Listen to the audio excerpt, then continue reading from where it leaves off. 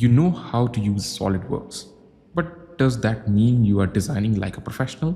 There's a big difference between simply creating the model that look correct and designing the part that is actually ready for the manufacturing.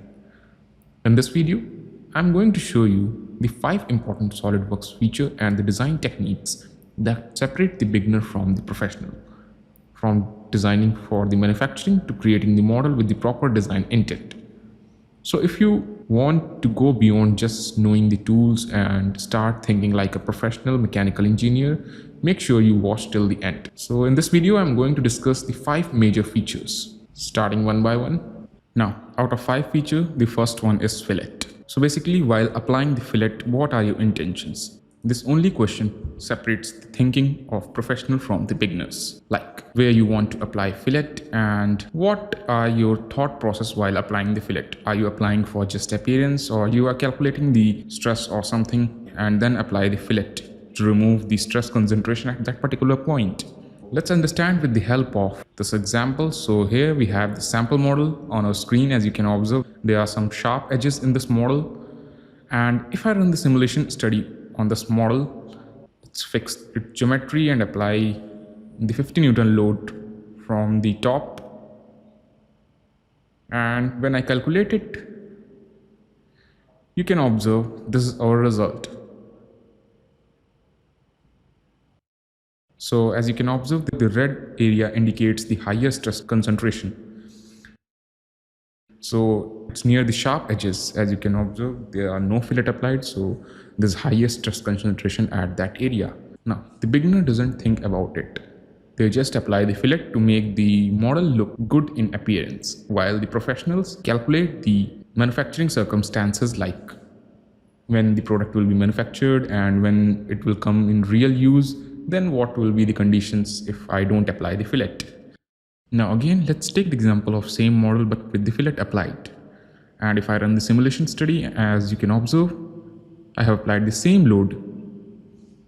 And let's calculate it. Like I have applied 50 Newton load, and after calculating we have the results. So this is the result, what we got after applying the fillet.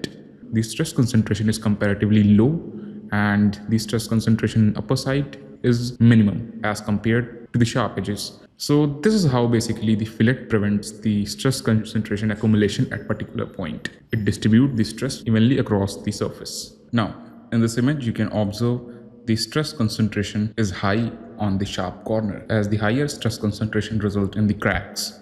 So it is recommended to use the fillet to avoid the higher stress concentration at the edges. And if I observe the rounded corner image, then we have the fillet and the stress concentration is low and there are no crack visible.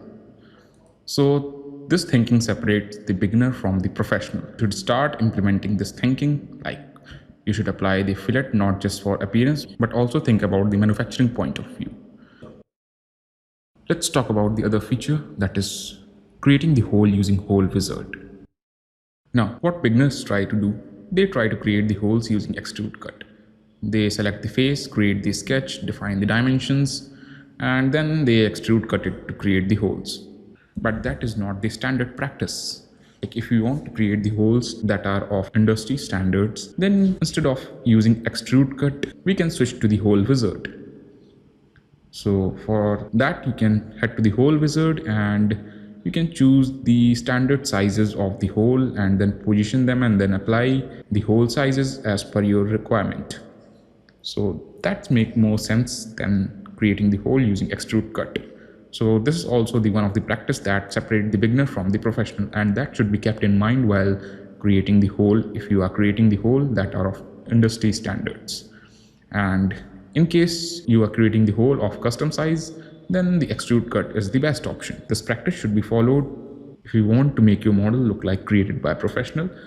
Now, let's head to the third feature, that is keeping the design intent in mind and the parametric modeling. So basically, let's say you are modeling a gear and you created the gear and now you want to change the dimension because your gear doesn't fit, or you want the other size of the gear also. So what you do, you edit the sketch, you increase the dia or decrease the dia according to requirement, and then you got the error. So this is where the most of the beginners stuck, not having the design intent. what most of the professionals do is they think about the design intent, like they create the same gear, and when they want to change the dimensions of it, they change the one parameter, and the each and every dimension is changed and the size is reduced or increased like this. So this is actually what the design intent is. Like each and every dimension is linked with the other, and this is what we call the parametric modeling. This is also one of the most important thing that separates the beginner from the professional. Like beginner just create the model according to the requirement. Like they want to create a gear of one particular size, then they create it. And when it's time to increase or decrease the size, then they stuck. And in case of professional, they follow the design intended and parametric modeling techniques. That separates them and that saves the lot of time. So this is one of the most important practice that each and every CAD enthusiast should keep in mind. Now let's get to the other part, that is using configurations. Here, let's say we have this part and we want the similar part but slightly bigger in size or smaller in size. So what most of the beginners do is they just edit the dimension and save it as the different file, that is part 1, part 2, part 3, or version 1, version 2, version 3. But what separates the pro from the beginners? So they use the configurations. Like you create the configuration and then you change the configuration according to the requirement. Let's say you want to create a configuration that is in size 2. So you simply edit the sketch, you change the dimension and save it as this configuration. That's it. We are done. So this way you get two configurations of the same model. One is slightly smaller size, the other is slightly bigger size. So this approach is much better than saving the model multiple times. Like you want change in the similar model, you can create multiple configuration according to the requirement. So this mistake should be avoided by beginners. Now heading to the next feature, that is using the ribs in your model. We are creating this bracket, and what most of the beginners do is they create the bracket, and in order to increase the strength of the bracket, they increase the thickness. So that is not the best practice because that can cost the material and that is not efficient. When we talk about the professionals, they create the bracket of less thickness and achieve the same level of strength by using the feature that we called a rib.